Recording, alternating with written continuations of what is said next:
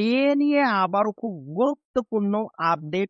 কবে সরকারি কর্মীদের 25% ডিএর বিজ্ঞপ্তি চলে এলো আপডেট। দীর্ঘদিনের লড়াই অবশেষে অপেক্ষার অবসান হতে চলেছে বলে মনে করা হচ্ছে। ডাব্লিউবিপি সূত্রে খবর, বকেয়া ডিএ নিয়ে রাজ্য সরকারের অন্দরে তৎপরতা তুঙ্গে রয়েছে। সম্প্রতি মুখ্যমন্ত্রী মমতা বন্দ্যোপাধ্যায়ের নেতৃত্বে এক উচ্চ পর্যায়ের বৈঠকও করা হয়েছে। সেই বৈঠকে ডিএ মেটানোর বিষয়ে গুরুত্বপূর্ণ সিদ্ধান্ত নেওয়া হয়েছে বলে দাবি করা হয়েছে।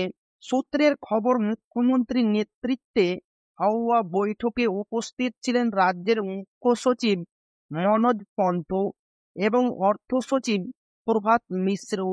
তাহলে কি সুপ্রিম কোর্টের নির্দেশে 27শে জুনের মধ্যে বকেয়া ডিএর 25% মহার্ঘ ভাতার ডিএ মিটিয়ে দিতে চলেছে সরকার?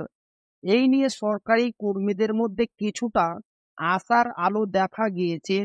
প্রসঙ্গত, ডিএ মামলায় সুপ্রিম কোর্টের রায় ছিল রাজ্য সরকারকে 27শে জুনের মধ্যে পঞ্চম বেতন কমিশন অনুযায়ী কর্মীদের বকেয়া মহার্ঘ ভাতার 25% দিয়ে দিতে হবে।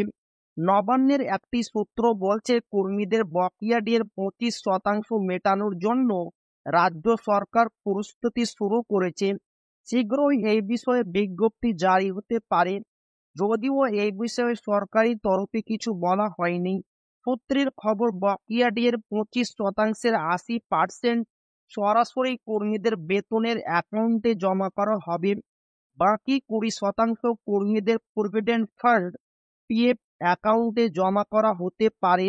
এদিকে পেনশনভোগী এবং ফ্যামিলি পেনশনভোগীদের ক্ষেত্রে সম্পূর্ণ বকেয়া টাকায় তাদের পেনশন অ্যাকাউন্টে সরাসরি জমা করা হতে পারে বলে জানা যাচ্ছে। এসএফ বলছে, রাজ্য সরকারের কর্মীদের মোট বকেয়া ডিএর পরিমাণ প্রায় 40,000 কোটি টাকা। তার 25% অর্থাৎ প্রায় 10,000 কোটি টাকা চলতি মাসে মিটিয়ে দিতে হবে রাজ্যকে। একাধিক সূত্র বলছে, এই বিপুল পরিমাণ অর্থ জোগাড় করার জন্য রিজার্ভ ব্যাংক থেকে বিপুল পরিমাণ ঋণ নিয়েছে রাজ্য।